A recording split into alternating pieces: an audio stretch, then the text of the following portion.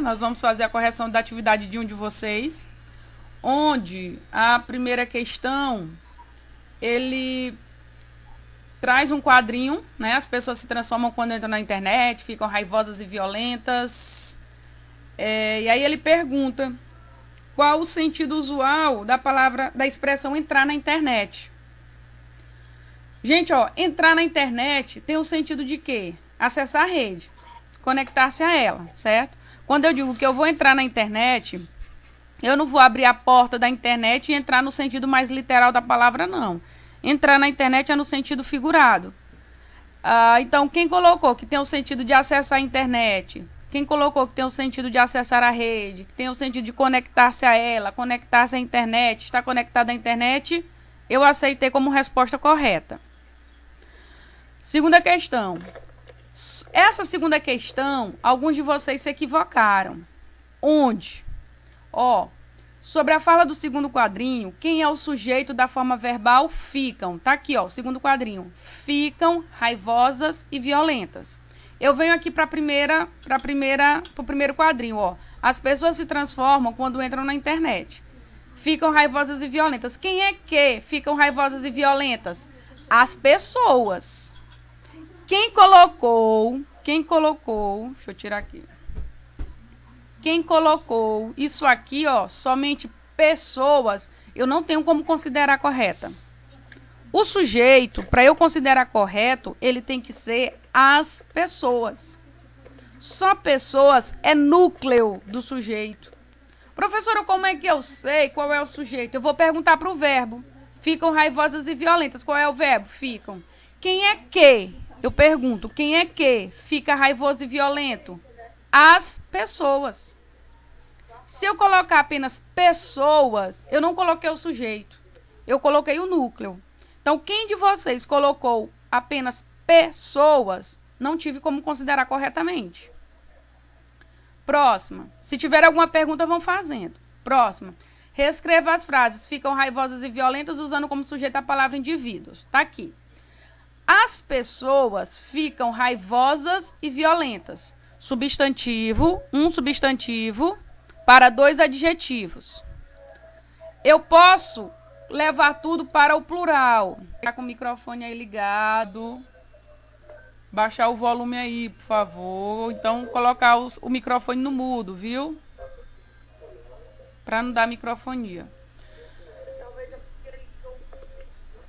É só colocar o microfone no mudo que evita a microfonia, tá bom?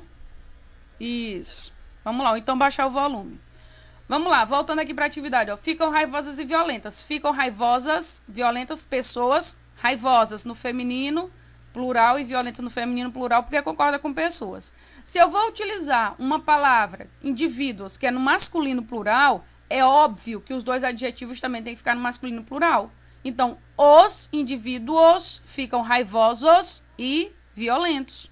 Se o meu sujeito está no masculino plural, os adjetivos que se referem a ele, que nesse caso aqui vão ser predicativos do sujeito, porque são duas qualidades do sujeito que vem no predicado, ele vai para o plural.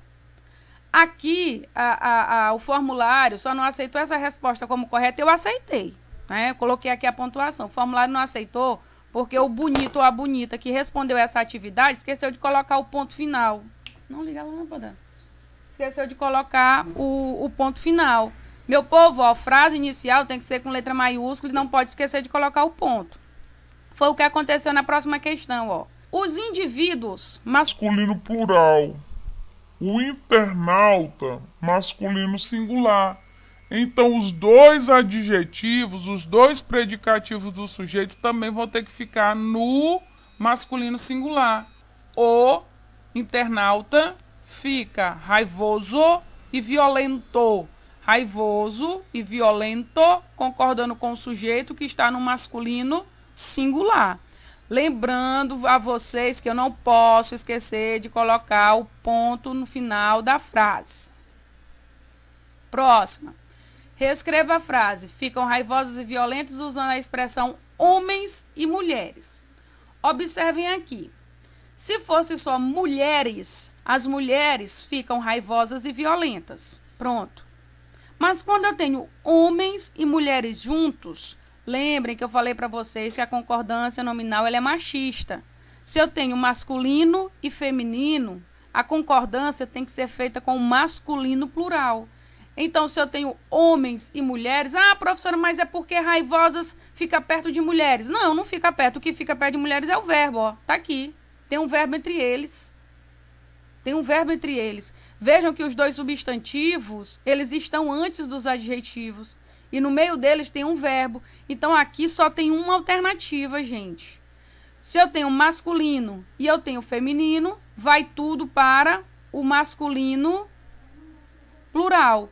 Homens e mulheres ficam raivosos e violentos. Próximo. A qual objeto a internet é comparada? Temos aqui. As pessoas se transformam quando entram na internet, ficam raivosas e violentas. A internet é um novo automóvel. Aqui ele faz a comparação do quê? Da internet com um automóvel. Quem colocou um carro, eu considerei, porque carro é um automóvel, né? Um automóvel não é uma bicicleta, um automóvel não é uma motocicleta. Quem colocou que ele é comparado a um automóvel, eu considerei correto. Quem colocou que ele é comparado a um carro, também considerei correto. Aqui, assinale a alternativa que completa o espaço corretamente. Observem, a entrada para o cinema foi. O que é que eu disse para vocês?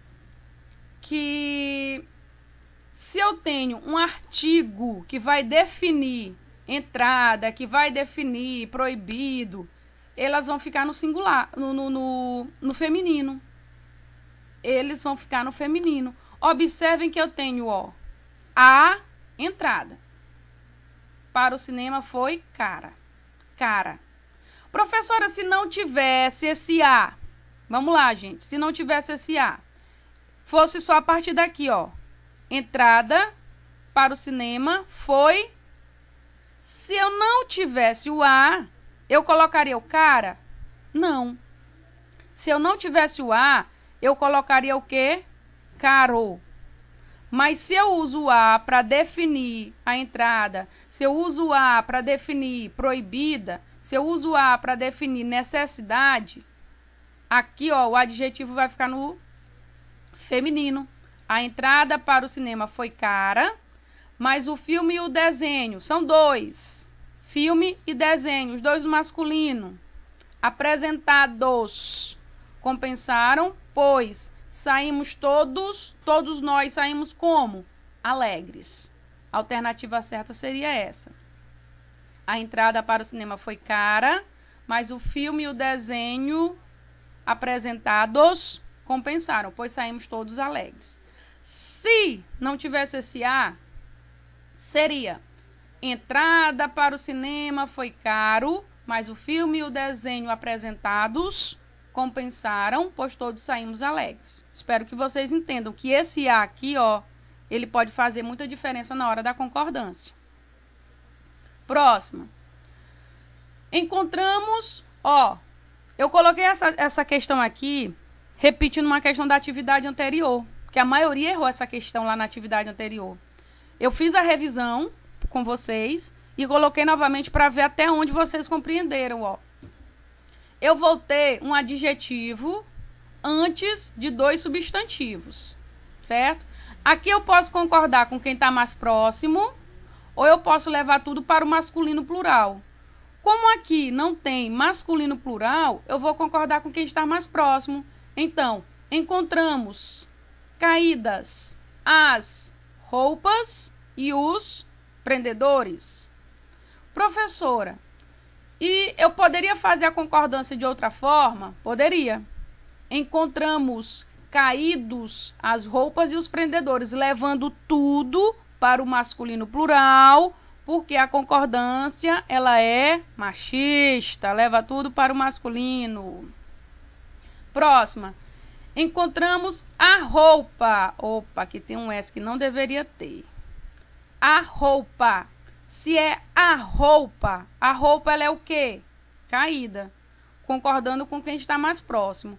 Ou levaria tudo para o masculino plural. A roupa e os prendedores caídos. Mas aqui não tem caídos. Próxima. Encontramos o prendedor e a roupa. Observe que o que está mais próximo agora do adjetivo não é uma palavra feminina. É uma palavra o quê? Masculina. Ela vai estar no masculino singular. Então, o adjetivo fica no masculino singular. Professor, e teria outra forma de fazer essa concordância? Teria. Colocando o adjetivo no masculino plural. Encontramos caído, o prendedor e a roupa, ou encontramos caídos, prendedor e roupa. Bom, hoje nós vamos começar com a segunda fase do modernismo no Brasil. Lembrando que a primeira fase, ela é chamada de fase de destruição. Não porque saía quebrando o pau, quebrando as coisas, não. Fase de destruição, porque eles faziam muitos experimentos, faziam muitos testes para ver o tipo de literatura, o tipo de produção literária que o Brasil iria adotar a partir da Semana de Arte Moderna. Se desligando de tudo que era academicista, se desligando que era de tudo que era parnasiano. Aqui a segunda fase do modernismo. Cadê, Nádia? Bora lá, a segunda fase do modernismo. Nós vamos começar com o romance de 30. O modernismo na segunda fase, ele tem dois momentos. Tem um momento do romance e tem um momento da poesia. Gente, ó, quando eu falo em romance, que é o ideal seria que vocês estivessem fazendo essas anotações. Mas depois eu vou disponibilizar essa aula na internet para vocês. Quando a gente fala em romance, não é essa coisa de beijinho, de amor, não é isso não. Na literatura romance, são as narrativas, certo? Toda vez que vocês ouvirem na literatura falar em romance, são textos em forma de narrativa. E aí, quando eu tenho o romance romântico, aí vai ser uma narrativa onde tem esses beijinhos, esses abraços, essas coisas que vocês nessa idade gostam demais, né? Quando vocês estiverem adultos, vocês vão ver que tem coisas mais importantes. Mas tudo bem, isso aí vem depois. Se preocupem não, com o tempo a gente amadurece. Não estou dizendo que não é bom, eu só estou dizendo que talvez vocês não darão a mesma importância que dão hoje, mas tudo a seu tempo. Quando a gente fala em romance na literatura, nós teremos narrativas que acontecem, por exemplo, dentro dos centros urbanos, que são chamados de romances urbanos. Nós temos narrativas que acontecem em variadas regiões do Brasil, são chamados de romances regionalistas.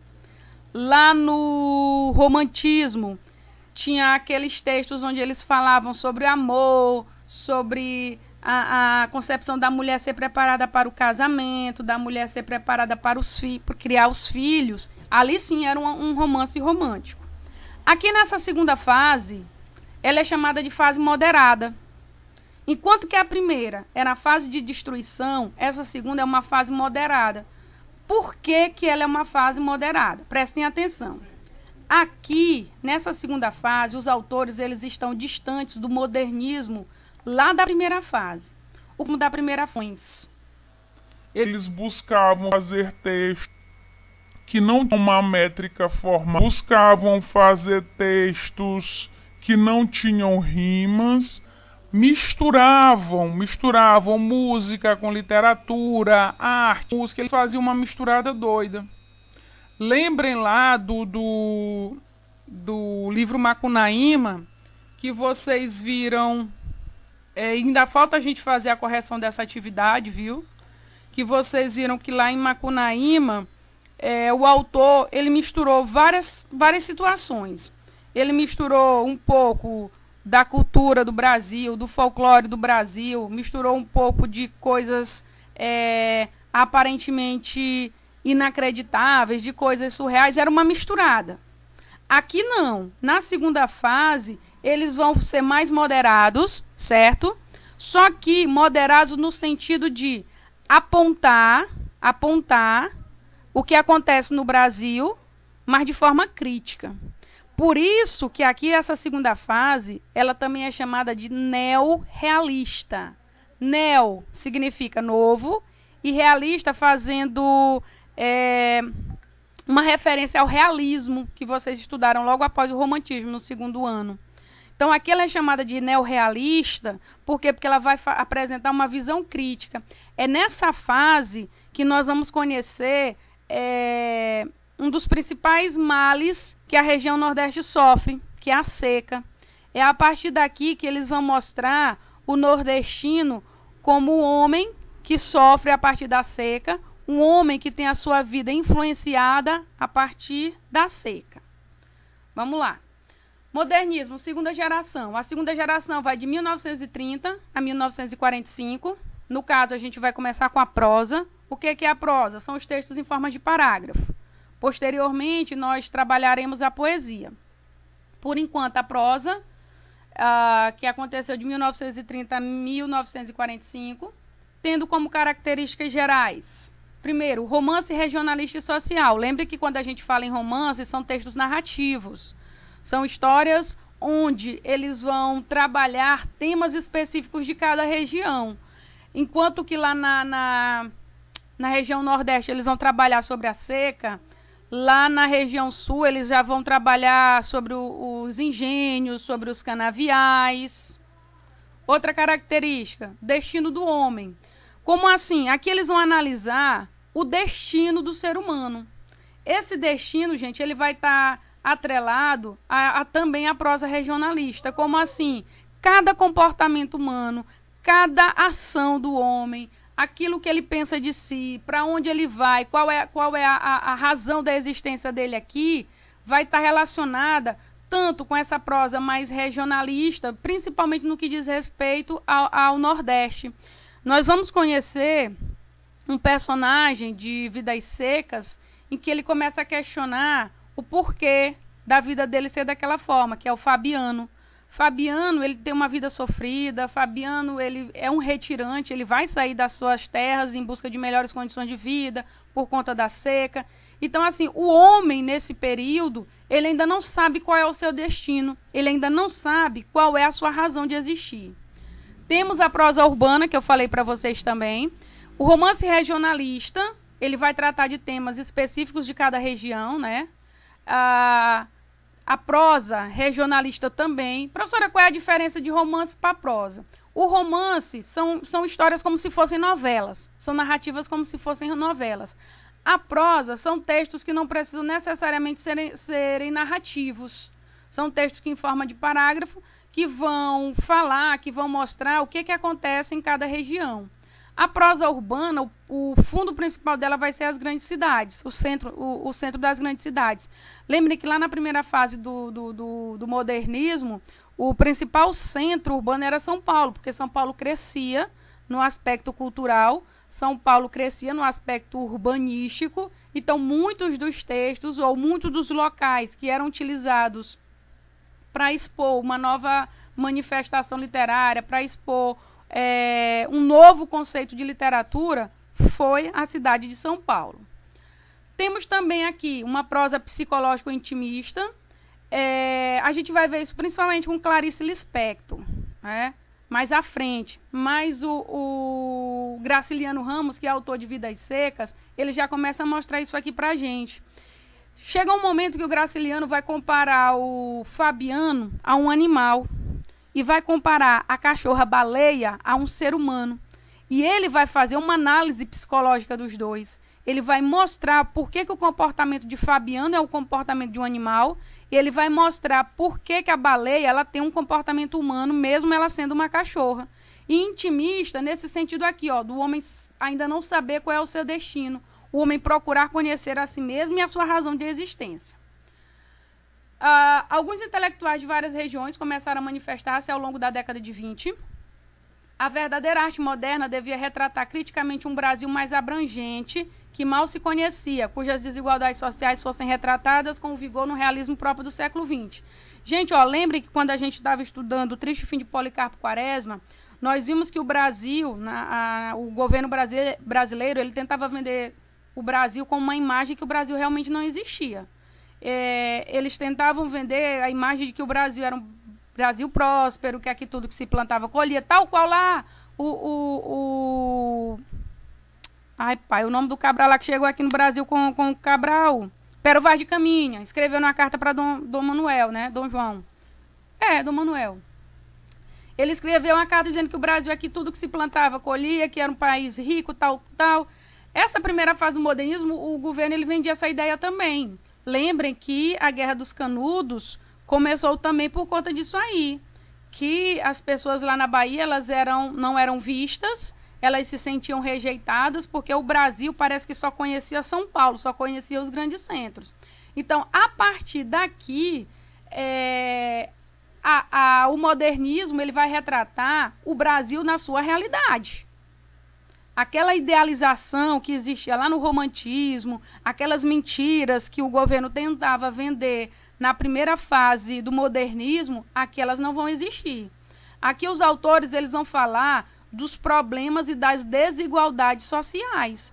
Nesse período, é a partir daqui que a gente vai conhecer o Jorge Amado, e a gente vai conhecer uma fase do Jorge Amado, onde tem Capitães da Areia, em que ele vai falar das classes sociais que são abandonadas.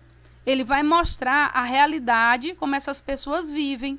A partir dessa produção aqui, nós também temos a Raquel de Queiroz, que ela vai fazer uma denúncia sobre a seca no Brasil. Porque antes desse tipo de literatura aqui, gente, tudo que era falado sobre o Brasil era um Brasil idealizado, como se fosse um Brasil mentiroso. Eles não mostravam a realidade, mostravam as belezas, mas tentavam esconder aquilo que realmente acontecia. No modernismo, não.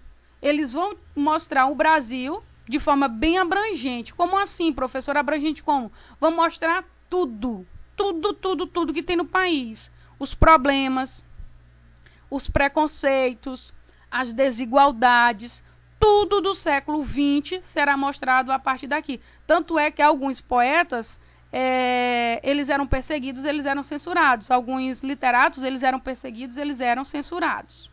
O romance de 30. Em 1926, se alguém tiver alguma dúvida, viu, pode parar e perguntar. Em 1926 ocorre um congresso em Recife e nele se encontram escritores do Nordeste. Esses se dispõem, aos poucos, a fazer uma prosa regional consistente e participativa. Professor, o que seria essa prosa regional? Eles iriam escrever textos sobre a região Nordeste. Qual é o problema da região Nordeste? É a seca. Pois vamos escrever sobre a seca. Qual é o problema da região Nordeste? É a desigualdade entre as pessoas, a desigualdade social. Pois vamos escrever sobre a desigualdade social. Qual é o problema da região Nordeste? É a falta de emprego. Pois vamos falar sobre a falta de emprego. Essas primeiras manifestações, elas surgiram através de movimentos mais autênticos da nossa literatura brasileira. Por isso que ele é chamado de romance de 30. Romance no sentido de que ele vai trazer narrativas. A partir de 1930, as produções, as narrativas que foram surgindo, a prosa como um todo, novelas também, por assim dizer, iam tratar sobre os assuntos que aconteciam em cada região. A data de 1930 é marcante porque consolida a renovação do gênero romance no Brasil, ou seja, traz novos rumos à prosa. Professora, mas antes, qual era o rumo da prosa? Gente, a prosa antes era falar sobre as belezas brasileiras, era falar as grandes cidades, era falar sobre a moda que estava chegando no Brasil, era falar sobre as máquinas que estavam chegando no Brasil. Então, a partir daqui, de 1930, como assim, tanta arruaça, primeira geração, procura-se atingir um equilíbrio e estabilidade que aos poucos vai aparecendo em obras e mais obras. Lembrem que, região sudeste, fica São Paulo, que Semana Moderna, que é que nós tivemos o surgimento do modernismo no Brasil. A partir disso aqui, os autores começaram a escrever obras mais realistas e críticas. A segunda fase, eles vão apresentar uma real do Brasil, mas de forma crítica. E quando eu estar falando mal, não. Crítica é apontando quais são os problemas e exigindo até uma solução. Exemplo de livros desse período, nós temos o 15, de Raquel de Queiroz, O Carnaval, de Jorge Amado. Menino de Engenho, de José Lins do Rego. São Bernardo, de Graciliano Ramos. E Capitães da Areia, de Jorge Amado. O interessante, ó, que Menino de Engenho e São Bernardo, eles vão ter como fundo uma fazenda. Eles vão ter como fundo os engenhos, os canaviais daquele período. Mais à frente a gente vai ver que o Jorge Amado, ele vai ter dois momentos na sua literatura. Ele vai ter um momento mais social e ele vai ter um momento mais religioso. Capitães da Areia nós vamos ter, ó. Desses livros aqui, o que nós vamos nos aprofundar mais vai ser Capitães da Areia e outro de Graciliano Ramos, que é Vidas Secas. Mas se vocês tiverem a opção de ler esses livros, é muito bom, porque geralmente cai no Enem. Consciência crítica. A gente fala muito que o modernismo tem uma consciência crítica, a gente fala muito que o modernismo é diferente, mas vamos lá. Nesse momento se consolidaram em suas obras questões sociais bastante graves. Como assim? O que as obras da segunda fase elas falavam? Elas falavam sobre o quê?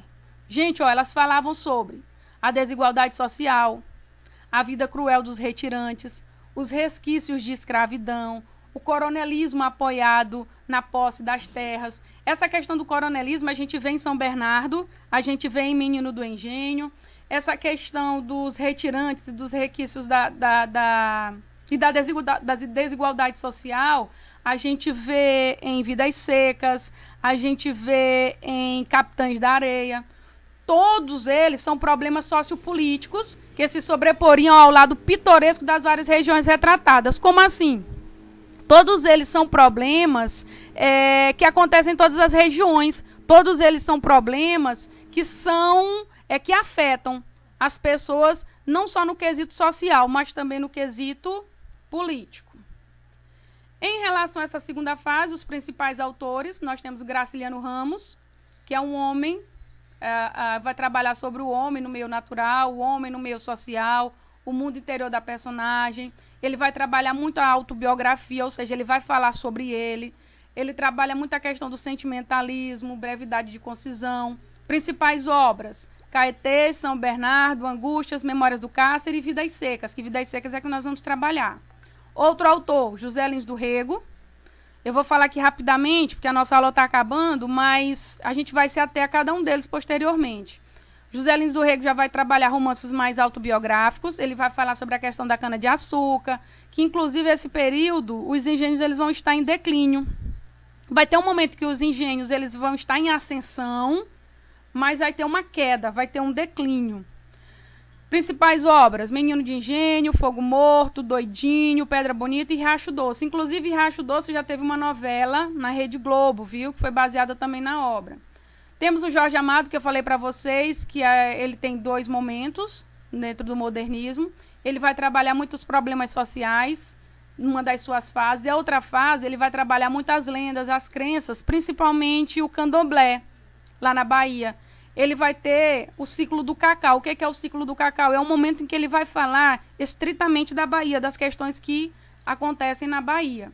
Principais obras: O País do Carnaval, Cacau, Capitães da Areia, que é a obra que nós vamos estudar dele, Terras do Sem Fim, Gabriela Cravo e Canela, Dona Flor e seus dois maridos, Tenda dos Milagres, Teatro do Agreste. Gente, ó, se vocês observarem bem, essas obras, esses livros do Jorge Amado, a maioria delas, se não viraram novelas, elas viraram minisséries. Vocês buscarem na internet, no YouTube, vocês vão encontrar. Temos a Raquel de Queiroz, que vai trabalhar também a seca, no Ceará, utilizando aquela característica lá da primeira fase do modernismo, que é a linguagem simples, a linguagem mais do dia a dia, a linguagem mais coloquial. Ela vai trabalhar questões sociais, conflitos psicológicos, onde entra aquela questão mais intimista que eu falei para vocês. Principais obras: o 15, João Miguel, Caminho de Pedras, As Três Marias e Doralina. Temos o Érico Veríssimo, que vai também trabalhar com uma linguagem simples, direta, beirando o lugar comum, né, a cidade comum, porém de grande valor como contador de histórias. Ele vai ter 3 ciclos, só que nós vamos dar uma parada por aqui e nós vamos continuar na próxima aula.